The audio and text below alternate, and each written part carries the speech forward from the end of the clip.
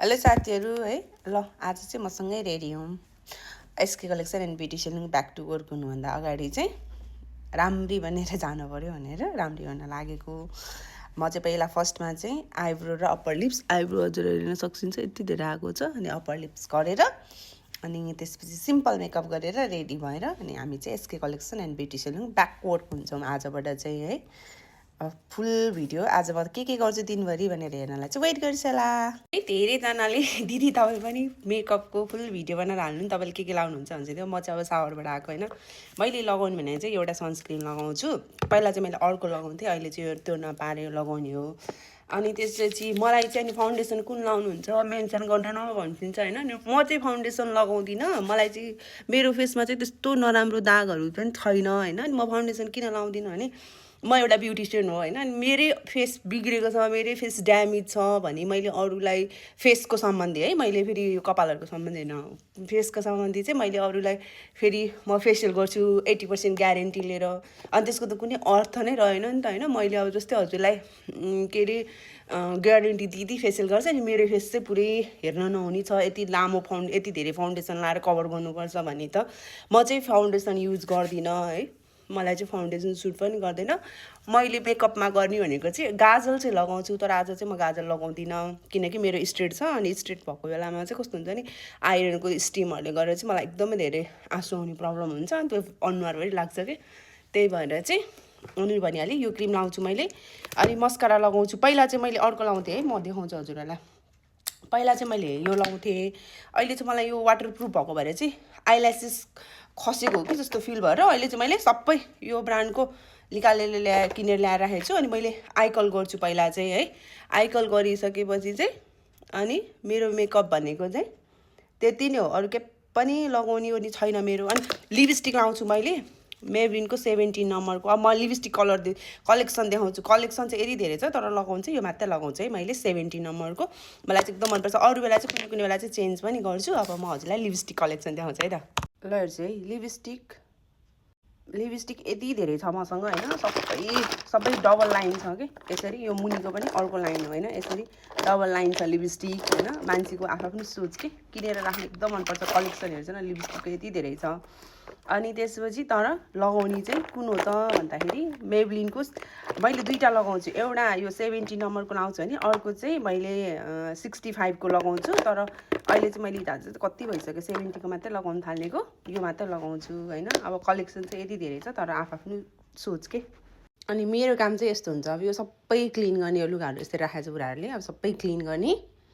अनि त्यसपछि बाँकीको ड्युटी सुरु हुँदै गर्छ क्या ब्याक टु 1 to 1 गरेर अब यो छोरीको फोन हो होइन लगेर चार्जमा हालेर यसलाई चाहिँ लाइभ गर्नको लागि रेडी हुन्छौँ आज चाहिँ हामी लाइभ आउँछौँ है कतिखेर आउँछौँ भन्दाखेरि 1 बजेदेखिबाट 7-7:30 लाइभ हुन्छु हजुरहरूलाई केही हेर्नु मन लागेको छ भने चाहिँ कन्ट्याक्ट गर्न सकिन्छ है त अनि म तल आएपछि चाहिँ यस्तो काम हुन्छ मेरो होइन यो चाहिँ राजाले एग बोइल गरेर राखिदिइसारेछ बेटी चाहिँ मैले अलरेडी खाइसकेर नुहाउन गएको हो म अनि त्यसपछि यो चाहिँ तातो पानी है तातो पानीमा चाहिँ मैले के गर्छु भने मैले यसरी पाउडर बनाएर राखेको छु कि जिरा ज्वानो अनि मेथीको यो चाहिँ पाउडर हो होइन म चाहिँ यसमा के गर्छु भने हजुरलाई यो चाहिँ जिरा भयो 1 चम्चा हाल्छु यो चाहिँ दिनभरि खानालाई हुन्छ भने यो ज्वानोको 1 चम्चा हाल्छु अनि मेथी चाहिँ थोरै मात्रै सानो टिस्पुनले 1 स्पुन भनौँ न अनि त्यसपछि अलिकति कम भयो जस्तो लाग्यो यो चाहिँ पानी धेरै छ त्यही भएर मैले अलिकति ज्वानो चाहिँ अझै एड गरेँ अनि जिरा पाउडर पनि है अब यसरी चाहिँ म तातो पानी 1 कप अनि त्यसपछि म दिनभरिमा यो भाँडोको पानी खाइसक्छु भने यो चाहिँ चिया भयो होइन अनि एउटा 1 खान्छु खास नर्मली चाहिँ म 2टा खान्छु बिहानमा 1 चाहिँ अनि खासै मेरो आज नाइट सिफ्ट हुन्थ्यो हिजो चाहिँ अलि सन्चो नभएर अहिले विन्टर चलिरहेको भएर चाहिँ ब्याक पेनको प्रब्लम हुन्छ मलाई अनि त्यही भएर आज चाहिँ हिजो चाहिँ म नाइट गएको थिइनँ त्यही भएर आज चाहिँ म बिहान घरमै थिएँ नत्र नर्मली चाहिँ म नाइट गर्न आउँथेँ अनि धेरैजनाले चाहिँ डेलीको भिडियो बनाउनु नभन्छिन्छ कि मलाई इनबक्स गरेर उहाँहरूको लागि चाहिँ थ्याङ्क यू सो मच होइन मैले कपालहरूको पनि डेली गरेको भिडियो बनाउनु भ्याउँदिनँ किनकि म एक्लै काम गर्छु अहिले चाहिँ पसलमा बहिनीहरू छ तर लुगाको लागि मात्रै हो अनि त्यसपछि चाहिँ अर्को भनेको मेरो चाहिँ अब अरू पनि काम हुन्छ सबैजना रेगुलर आउनेहरूलाई त थाहा छ म बाहिर पनि काम गर्छु फुल टाइम काम गर्ने हो त्यही भएर मसँग त्यस्तो धेरै टाइम नै हुँदैन अनि मलाई थाहा छ अब अहिलेको जमानै सोसियल मिडियाको छ पब्लिसिटीको लागि पनि धेरै जति भिडियो बनाएर हाल्यो त्यति हुन्छ ट्राई चाहिँ गरिरहेको हुन्छौँ तर भ्याउँदै नभ्याउने भएर हो अनि फेरि मैले अघि पनि भनिसकेँ आजबाट चाहिँ हाम्रो लाइभ स्टार्ट हुन्छ होइन हजुरहरूले 1:30देखि सुरु हुन्छ भने 7:30मा क्लोज हुन्छ किनकि बहिनीहरूको सिफ्ट अनुसारको मात्रै हुन्छ लाइभ चाहिँ उनीहरू आएर पहिला 2-4वटा भिडियो बनाउनु पऱ्यो अनि फेरि सकिँदाखेरि पनि अब उनीहरू रेडी सेडी भएर जानु पऱ्यो नि त सबैजना अब यहीँ बस्ने होइन त्यही भएर चाहिँ हजुरहरूलाई केही सामान एकदम सुपथ मूल्यमा चाहिएको छ भने चाहिँ अहिले एसके कलेक्सन एन्ड ब्युटी सलुनको स्टक क्लियरेन्स अनि त्यस्तै गरेर न्यू सामान पनि आएको छ हजुरहरूलाई केही चाहिन्छ भने चाहिँ प्लिज कन्ट्याक्ट गर्छ होला है त अझै यो भिडियो चाहिँ म 10 बजे अगाडि मैले के गर्छु भनेर भिडियो बनाएर मैले लुगाहरू त मैले देखाइहालेँ हजुरलाई म चाहिँ अब आजदेखिबाट चाहिँ घरमा हुने भए भएर अब घरको सबै कामहरू सघाउने ओर्ने हुन्छ अनि त्यसपछि 10 बजे पछिको चाहिँ पार्लरमा फेरि स्टार्ट भएपछिदेखिको चाहिँ फेरि म हजुरहरूलाई अर्को भिडियो बनाउँछु त्यसमा चाहिँ म यति खान्छु होइन डिनरमा चाहिँ आज मैले के बनाउने प्लान गरेको छु खसीको मासु फ्रोजनमा थियो अनि दाल अब मेरो पानी पनि रेडी भइसकेको छ अनि चिया पनि रेडी भयो पहिला चाहिँ म चिया खान्छु पानी चाहिँ दिउँसोको लागि बनाएको मैले पानी नै खान नसक्ने भएर यो आइडिया चाहिँ मेरो एकजना इन्डियन साथीले काममा दिएको त्यही भएर अनि यसले चाहिँ हेर्दा पनि राम्रो हुन्छ भनेर होइन अनि त्यस्तै गरेर आज चाहिँ मैले डिनरमा छोरीलाई स्कुलबाट ल्याएर लन्च खुवाएर कराते छोडिसकेपछि पार्लरको काम सकाएपछिको डिनरको प्लान चाहिँ यो रहरको दाल अनि खसीको मासु बारीबाट टिपेर फ्रेस रायोको साग भने टोमेटोको अचार बनाउने प्लान छ धेरैजनाले एभ्रिडेको भिडियो बनाउनु न भने भएर चाहिँ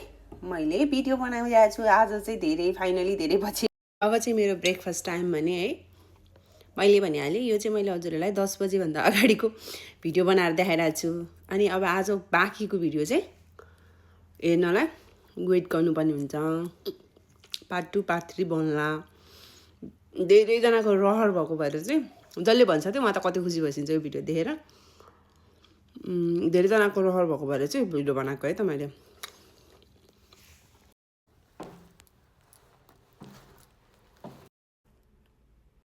अब चाहिँ हामी लागौँ